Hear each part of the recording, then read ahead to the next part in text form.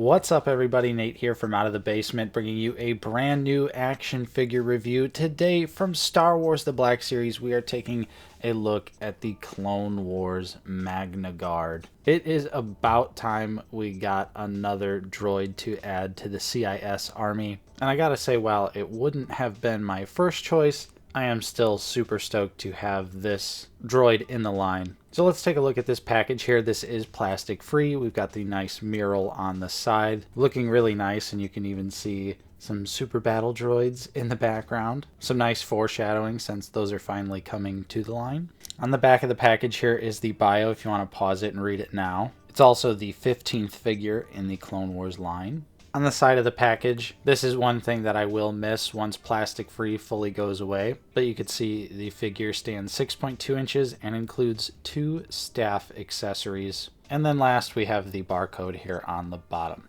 So let's not waste a whole lot of time here. Let's go ahead. We'll get this figure open. We'll take a look at those accessories and then the MAGNAGUARD itself. Okay, so like I said, we do get 2 stabs here, and we see both of them used in the movies and the actual Clone Wars series itself. So we have this one here, which has some nice sculpted details on the end. No paint apps on it, just a nice solid piece of gray plastic, but it looks good. And then we do also have the other staff here, which has some really cool details. I like the translucent plastic on the ends of the shock weapon. There are also effect pieces included that just sort of plug in just like this, and they seem pretty stable here. It definitely passes the shake test. Honestly, it's pretty nice that we actually got 2 stabs here, especially since these days I think we were all just expecting probably this one. Now let's take a look at the guard itself. Alright, and here is the MAGNAGUARD out of the packaging, looking really fantastic here. This is, of course, a brand new sculpt, top to toe, no reuse here. And it is another shining example of how great the droids are in the Black Series. It's definitely a little finicky, and it has some mildly frustrating things going on with it, which we'll definitely talk about. But I gotta say, I have been just having so much fun with this figure, posing it around with the different stabs and just the different looks that you can do with this figure. It's actually really nice. So this is how it comes out of the box. We get the nice soft goods, and then there is also a soft rubber overlay around the head. And both are removable, so you can also have them posed like this. Alright, so let's go ahead and take them off the stand and we will get a closer look. Alright, so up close and personal here, you can see they did some really nice work. The MAGNAGUARD has quite a bit of paint on it. We have some nice red for the eyes, which just really pop. Little bits of silver there worked in as well. The soft goods cape has the little marking details on it, and that turned out really nice. And you can see here's one glaring issue that I think everyone is having with this figure, and that is these shoulder pads here. They just really do not stay on the figure. They constantly pop off.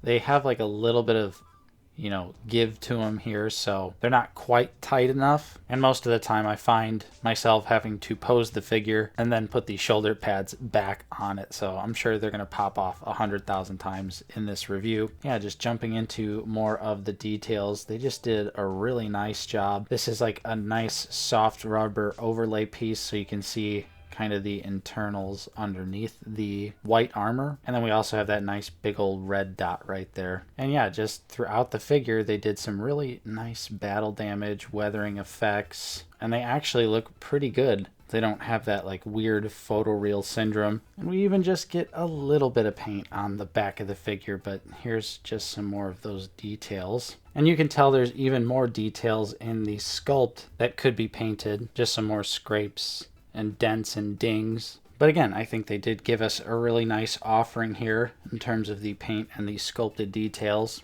Now let's just jump into the articulation. And with the MAGNAGUARD, you hope that it's going to have some really dynamic articulation, and I am happy to report that it does. This is a really nicely articulated droid. So we'll start with the head here. He can look up a decent amount there. Can look down as well. There is plenty of side to side here and 360 rotation as well. Without the shoulder pads falling off, this is how far the arms can go up. They do rotate all the way around. It's hard to tell, but the MAGNAGUARD does have butterfly joints. We have a single elbow that gives us more than 90 degrees. There is a little bit of swivel right here. We do also have swivel on the hand, and the joint can either be horizontal or vertical, depending on which way you choose to articulate it. So that is really nice. And moving on here, the figure unfortunately doesn't really have that much of a crunch forward, just like most Black Series figures. It does go forward, but it doesn't really want to stay. And you can see it's a little loosey-goosey on this copy, but we do get some side to side there as well. And of course, it does rotate. The legs can go all the way up on this figure. That of course means the kickback here is ridiculous. Although the splits are actually pretty limited on it. It is on the modern Black Series hip articulation scheme, so this is the thigh swivel. Unfortunately, unless this is really frozen, this doesn't actually feel like it swivels. You know, we get knee swivel down here, but I really don't think this swivels. On both of my MAGNAGUARDs, this does not move, so I'm fairly confident with that. We do have that single knee, though, that gives us a little bit more than 90 degrees. And then the feet can go down very far. They can go up a pretty good amount as well. And there is ankle pivot along with peg holes. And so like I mentioned, this figure is incredibly dynamic. The articulation may not seem like much, but this guy is really super posable and has just been an absolute blast. He can just get so low.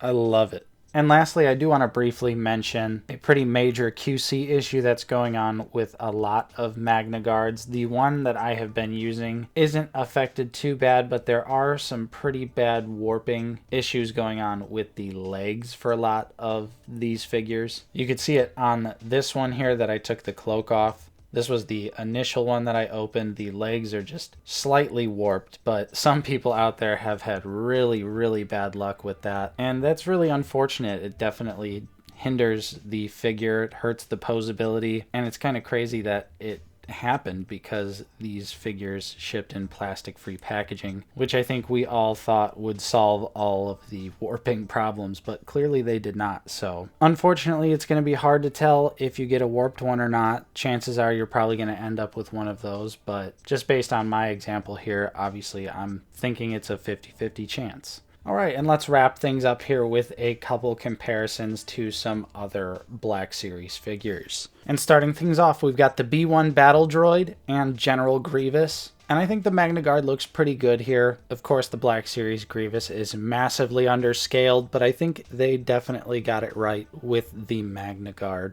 And then here's Clone Wars, Obi-Wan, and Anakin. And again, all of these figures looking great together.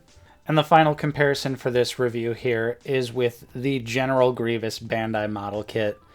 And this looks excellent to me. As most of you know, the Bandai model kit is definitely the best 1/12 scaled Grievous. And this is going to look great once I integrate it like this into the Clone Wars display on my shelf.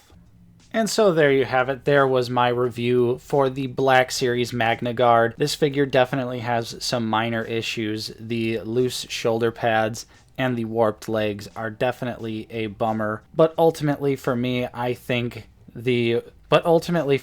everything else this figure has going for it more than makes up for it.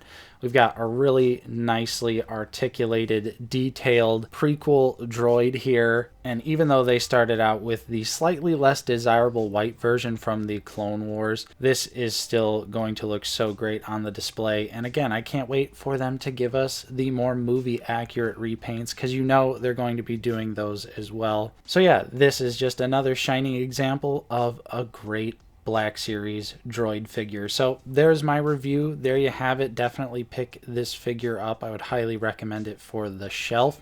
If you enjoyed my review, don't forget to leave a like, subscribe if you are new, because we're always talking about Star Wars the Black Series here on the channel. And of course, I got to give a huge shout out and special thank you to our current channel members. Your continued support is truly appreciated.